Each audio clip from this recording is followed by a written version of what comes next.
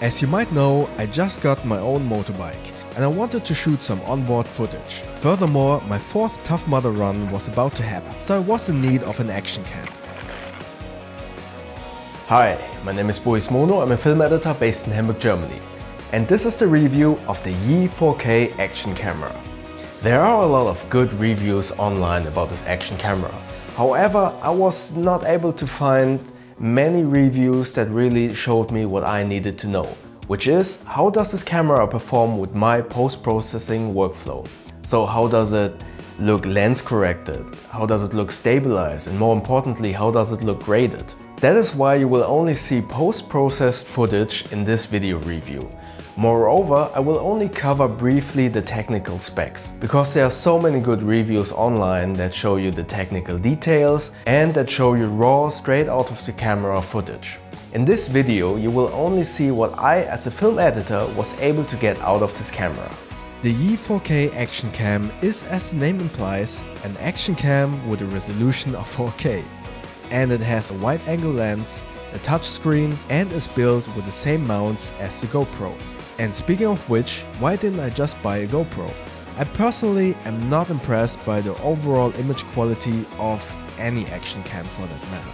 Due to the lens, sensor size, etc., they obviously just can't deliver the image quality of a regular camera.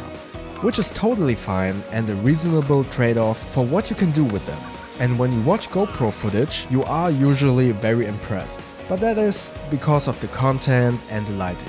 Of course, we are all impressed by surfers, skydivers and stunt drivers. And furthermore, they are all filmed in beautiful sunlight. But as soon as we get the action camera in rainy or cloudy Hamburg, for instance, the footage just doesn't look that impressive anymore. But if I'm not impressed by any of the action camera's image quality, why did I get the Yi 4K? Because of the price. I got the Yi 4K including a SD card used for about 170 euros, which in my humble opinion is a very good deal for a 4K camera that I can abuse quite a bit. The GoPro Hero 5 cost 375 euros without a SD card in Germany. And with that price difference, I am more forgivable in regards to image quality. Of course, I could go with the cheaper Hero Session, but that one is only HD. And yes, I only upload all my videos in HD. But the 4K gives me two very important advantages in post-processing. First, I can crop the image to give me effectively two framings and therefore more flexibility when editing. And second, 4K yields to a better looking and more post-processing flexible image when down converted to a smaller resolution. And more importantly, the Hero does not have a screen, while the Yi 4K has a touch screen. Okay, while I was rambling about why I got the camera, you have seen lots of footage that I have shot on my fourth Toughmudder run and on my motorbike. So you can judge for yourself if you like the image quality that I can get out of this camera. But now let's go over some flaws or deficits of the Yi 4K that I have found so far. At this price point with features like 4K and a touchscreen, Yi had to cut costs somewhere. The whole body of the camera is made out of plastic that already has one crack. But since the camera is inside the waterproof housing, this doesn't matter much to me. But when it is inside its housing, there's one important omission that I found during my Toughmudder run. You cannot set the camera to one button recording. On the GoPro, there's a setting that directly starts recording as soon as you turn on the camera. So on the Yi, you need to turn on the camera, wait a couple of seconds to boot up and then push the button again to start recording. If you push the button too early right after turning the camera on, there is a chance that the recording does not start. This can happen quite a lot when you have the camera mounted on your head while you're running or you are in the heat of a moment.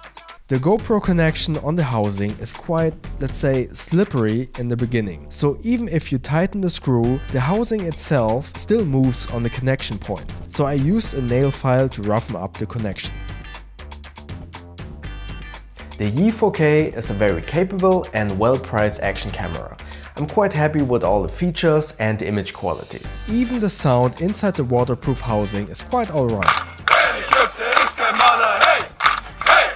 Yi just released the new 4K Plus, which unfortunately is priced about the same as the GoPro Hero 5, but with a little bit more interesting feature set. So since the release of the Yi 4K Plus, you will probably find the 4K model used on eBay, for instance. So at a price under 200 euros, I think it's a pretty good deal. So if you're looking for a good action camera with 4K, touchscreen and a decent image quality at a reasonable price, then I can highly recommend the Yi 4K action camera. And like always, if you have any more questions, please comment below. And if you enjoyed this video, click the like button. And please feel free to subscribe to my channel and click that little bell icon so you won't miss the next videos. Thanks.